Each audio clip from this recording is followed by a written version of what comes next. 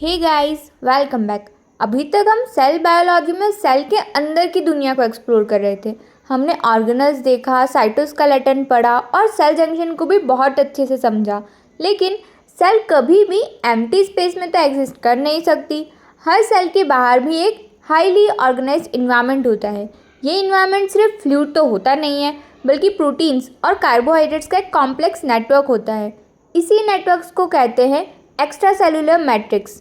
अगर सेल एक बिल्डिंग है तो एक्स्ट्रा सेलुलर मैट्रिक्स उस बिल्डिंग के आसपास की फाउंडेशन, सीमेंट और सपोर्ट सिस्टम का काम करता है। एक्स्ट्रा सेलुलर मैट्रिक्स के बिना मल्टी सेलुलर ऑर्गेनिज्म की प्रॉपर स्ट्रक्चर और टिश्यू ऑर्गेनाइजेशन पॉसिबल ही नहीं हो सकती है।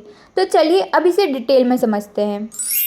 एक्स्ट्रा सेलुलर मैट्रिक्स या ECM सेल्स के बाहर प्रेजेंट एक कॉम्प्लेक्स नेटवर्क है जो प्रोटीन्स, कार्बोहाइड्रेट और हाइड्रेटेड जेल लाइक मॉलिक्यूल से मिलकर बना होता है। ECM सिर्फ एम्प्टी फिलिंग मटेरियल नहीं है, ये टिश्यू को शेप, स्ट्रेंथ, इलास्टिसिटी और मैकेनिकल सपोर्ट प्रोवाइड करता है। ECM लगभग हर एनिमल टिश्यू में प्रेजेंट होता है, लेकिन हर टिश्यू में इसका कंपोजिशन डिफरेंट होता है। बोन में ECM हार्ड होता है, कार्टिलेज में फ्लेक्सिबल होता है, स्किन में टेंसाइल स्ट्रेंथ प्रोवाइड करता है और कनेक्टिव टिश्यू में बहुत अबंडेंट होता है। ये कंपोजिशन है टिश्यू को मैकेनिकल प्रॉपर्टीज डिसाइड करती है।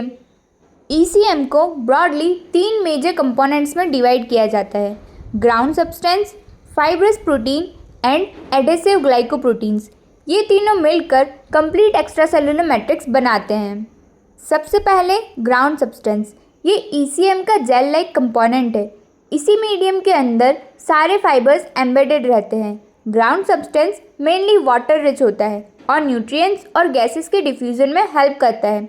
ये टिश्यूज़ को कंप्रेशन रेजिस्ट करने में भी हेल्प करता है। ग्राउंड सब्सटेंस का सबसे इम्पॉर्टेंट कंपोनेंट है ग्लाइकोसमीन ग्लाइकन्स, GAG। ये लॉन्ग अनब्रांच पॉलीसेकेराइड चेन होते हैं।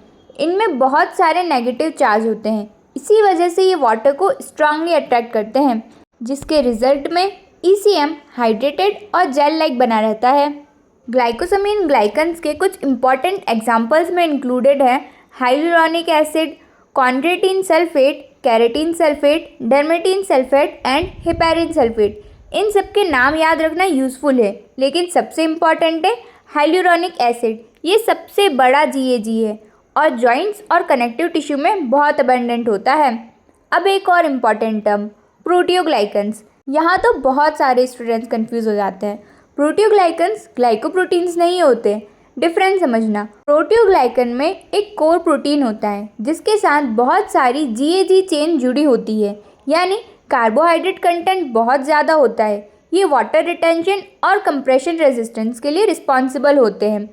अब आते हैं ECM के दूसरे मेजर कंपोनेंट, फाइब्रस प्रोटीन। इनमें सबसे इम्पॉर्टेंट है कोलेजन एंड इलास्टिन। ये टिश्यू की मैकेनिकल प्रॉपर्टीज़ को डिसाइड करते हैं। कोलाजन बॉडी का सबसे अबंडेंट प्रोटीन है। लगभग 25 to 30% total body protein collagen ही होता है। ये टिश्यू को टेंसाइल स्ट्रेंथ प्रोवाइड करता है, यानी स्ट्रेच होने के बाद भी टिश्यू इजीली टूटेगा नहीं। कोलेजन का सबसे इम्पॉर्टेंट स्ट्रक्चर प्रॉपर्टी है ट्रिपल हेलिक्स। 3 पॉलीपेप्टाइड चेन एक दूसरे के अराउंड कॉइल होकर ट्रिपल हेलिकल मॉलिक्यूल बनाती हैं। बॉडी में 25 से भी ज़्यादा कोलेजन टाइप्स हैं, लेकिन CSIR नेट के लिए 3 सबसे ज़्यादा इम्पॉर्टेंट है। सबसे अबंडेंट है टाइप 1, जो बोन में, स्किन में, टेंडन में हर जगह मिलता है। फिर है टाइप 2, जो कार्टिलेज में प्रेजेंट होता है, एंड टाइप 4, जो बेसमेंट मेम्ब्रेन में होता है। ये 3 टाइप हमेशा याद रखना। अब दूसरा फाइब्रस प्रोटीन, इलास्टिन। अगर कोलेजन स्ट्रेंथ देता है तो इलास्टिन फ्लेक्सिबिलिटी देता है। ये टिश्यू को स्ट्रेच होने और वापस ओरिजिनल शेप में आने की एबिलिटी प्रोवाइड करता है। For example lungs, large arteries, skin. जैसे हम सांस लेते हैं तो लंग्स पहले एक्सपांड होते हैं एंड देन फिर कॉन्ट्रैक्ट होते हैं। इसमें इलास्टिन का ही रोल रहता है। अब ECM का तीसरा कंपोनेंट, एडेसिव ग्लाइकोप्रोटीन्स। ये प्रोटीन सेल और ECM के बीच अटैचमेंट मेंटेन करते हैं। 2 सबसे इम्पॉर्टेंट प्रोटीन्स हैं, fibronectin and laminin. Fibronectin ECM का एडेसिव ग्लाइकोप्रोटीन है। ये कोलेजन, इंटीग्रीन और दूसरे ECM कंपोनेंट्स को कनेक्ट करता है, इसलिए इसे ECM का कनेक्टिंग ब्रिज भी बोला जाता है। लेमिनिन मेनली बेसल लैमिना में प्रेजेंट होता है। ये एपिथेलियल सेल को बेसमेंट मेम्ब्रेन के साथ अटैच करने में हेल्प करता है। हेमिडेस्मोसोम्स के साथ भी इसका क्लोज रिलेशन होता है।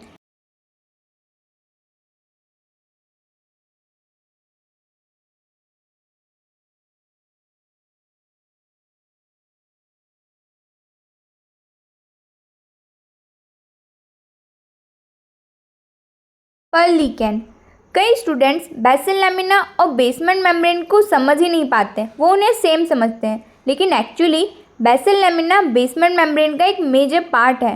बेसमेंट मेम्ब्रेन में बेसल लैमिना के साथ कनेक्टिव टिश्यू डिराइव लेयर भी कंट्रीब्यूट करती है। बेसिक डिफरेंस यही है कि बेसमेंट मेम्ब्रेन का पार्ट बेसल लैमिना है। अब देखते हैं एक्स्ट्रा सेलुलर मैट्रिक्स के कुछ major functions. Mechanical support, tissue organisation, cell anchorage, hydration, compression resistance, tensile strength and elasticity. Signalling functions हम सेल कम्युनिकेशन वाली यूनिट में डिटेल में देख लेंगे। तो आगे बढ़ते हैं और देखते हैं integration with other cell junctions. Hemidesmosomes integrin के थ्रू बेसमेंट मेम्ब्रेन से अटैच होते हैं और बेसमेंट मेम्ब्रेन का मेजर कंपोनेंट लेमिनिन यानी सेल जंक्शन और एक्स्ट्रा सेलुलर मैट्रिक्स एक इंटीग्रेटेड सिस्टम की तरह काम करते हैं। सोचिए एक बिल्डिंग बन रही है, स्टील की रॉड सेल का काम कर रही है, सीमेंट ग्राउंड सब्सटेंस है और फाउंडेशन स्लैब बेसमेंट मेम्ब्रेन। ये सब मिलकर ही बिल्डिंग को स्टेबल बनाते हैं। बिल्कुल इसी तरह एक्स्ट्रा सेलुलर मैट्रिक्स टिश्यू को सपोर्ट देता है। अब सवाल आता है, अगर एक्स्ट्रा सेलुलर मैट्रिक्स का कोई कंपोनेंट डिफेक्टिव हो जाए तो क्या होगा? अगर कोलेजन सही ना बने या इलास्टिन डैमेज हो जाए या सेल जंक्शन प्रोटीन्स ही म्यूटेट हो जाए तो पूरा टिश्यू वीक हो सकता है। इसी वजह से एक्स्ट्रा सेलुलर मैट्रिक्स से रिलेटेड डिसीज़ सेल बायोलॉजी और मेडिसिन दोनों के लिए बहुत इंपॉर्टेंट है। अब हम इन्हें ही डिटेल में समझेंगे। सबसे पहला और सबसे मेन डिसऑर्डर स्कर्वी। स्कर्वी का मेन रीज़न है विटामिन सी की डिफिशियंसी। लेकिन विटामिन सी और कोलेजन का क्या कनेक्शन है? कोलेजन के ट्रिपल हेलिक्स को स्टेबल बनाने के लिए प्रोलीन और लाइसिन अमीनो एसिड के हाइड्रोक्सिलेशन ज़रूरी होती है। ये रिएक्शन विटामिन सी की हेल्प से होती है और अगर विटामिन सी की ही डिफिशियंसी हो जाएगी तो कोलेजन प्रॉपर मैच्योर ही नहीं हो पाएगा, तो रिजल्ट में कनेक्टिव टिश्यू वीक हो जाएंगे। स्कर्वी में जनरली कुछ ही सिम्टम्स आते हैं, जैसे bleeding gums, poor wound healing या फिर वीक ब्लड वेसल्स।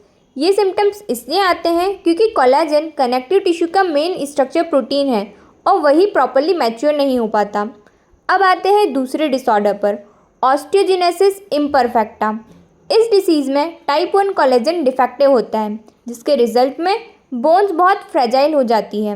इस डिसीज़ को ब्रिटल बोन डिसीज़ भी बोलते हैं। पेशेंट्स में बार बार फ्रैक्चर्स हो सकते हैं, कभी कभी ब्लू स्क्लेरा भी दिख जाती है, इसलिए ये नाम याद रखना।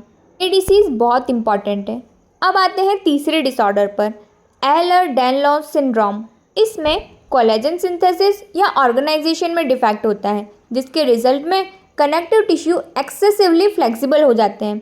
इसके सिम्टम्स हैं hyper extensible skin, hyper mobile joints, fragile tissues, यानी कोलेजन वीक है इसलिए टिश्यू ओवर स्ट्रेच हो जा रहा है। अब एक बहुत commonly asked disease Marfan syndrome. याद रखना, ये कोलेजन डिसऑर्डर नहीं है, इसमें डिफेक्ट होता है फिब्रिलिन 1 नाम की प्रोटीन में। फिब्रिलिन इलास्टिन फाइबर्स की प्रॉपर ऑर्गेनाइजेशन के लिए इम्पॉर्टेंट होता है, इसलिए मार्फन सिंड्रोम में long limbs, hypermobile joints, aortic weakness, lens dislocation जैसे फीचर्स दिखाई देते हैं। अब कन्फ्यूजन क्लियर करते हैं और डिसीज़ को रिवाइज करते हैं। स्कर्वी विटामिन सी की डिफिशियंसी से होता है, जहाँ पर पुअर कोलेजन मैच्योरेशन होती है। Osteogenesis imperfecta type 1 collagen defect है, जहाँ बोन्स फ्रेजाइल हो जाती है। एहलर-डैनलॉस सिंड्रोम कोलेजन सिंथेसिस के डिफेक्ट से होता है, जहाँ हाइपर फ्लेक्सिबल स्किन और जॉइंट। फिर आता है मार्फन सिंड्रोम, जिसमें फिब्रिलिन डिफेक्ट होता है और इलास्टिक फाइबर एबनॉर्मलिटीज़ होती है। अब रिवीजन ही कर रहे हैं तो सेल जंक्शन से रिलेटेड डिसीज़ भी रिवाइज कर लेते हैं। सबसे first pemphigus vulgaris, target protein desmoglein, desmosomes break होने लगते हैं और जिसके रिजल्ट में सेल अलग हो जाते हैं, स्किन ब्लिस्टर्स डेवलप होते हैं। बुलस पैम्पिगॉइड, इसका टारगेट है हेमिडेस्मोसोमल प्रोटीन, जिसके रिजल्ट में एपिडर्मिस बेसमेंट मेम्ब्रेन से सेपरेट होने लगती है, लार्ज टेंस ब्लिस्टर्स डेवलप हो जाते हैं। अब बात करते हैं कुछ मार्कर प्रोटीन्स की जो रिपीटेडली CSIR नेट में पूछे जाते हैं। टाइट जंक्शन में क्लाउडिन ऑक्लूडिन, एडेरेंस जंक्शन में कैटेरिन, डेस्मोसोम्स में डेस्मोगैलिन और डेस्मोकोलिन, हेमिडेस्मोसोम्स में इंटीग्रीन एंड गैप जंक्शन में कॉनेक्सिन। ये जो लिस्ट थी ये डायरेक्टली CSI नेट के क्वेश्चंस देती है। इससे हमें ये समझ में आया कि सेल और एक्स्ट्रा सेलुलर मैट्रिक्स मिलकर ही एक फंक्शनल टिश्यू बनाते हैं। इसी के साथ हमारा सेल बायोलॉजी का स्ट्रक्चरल सेक्शन पूरा कंप्लीट हो गया है। मेम्ब्रेन हो गया, ऑर्गेनल्स हो गए, cytoskeleton, cell junction and extra cellular matrix भी फिनिश हो चुका है। नेक्स्ट पार्ट में हम पढ़ेंगे सेल साइकिल को डिटेल में। तब तक के लिए आप इससे रिलेटेड सारे PYQ क्वेश्चन लगाइए। मिलते हैं नेक्स्ट वीडियो में। Thank you so much for watching.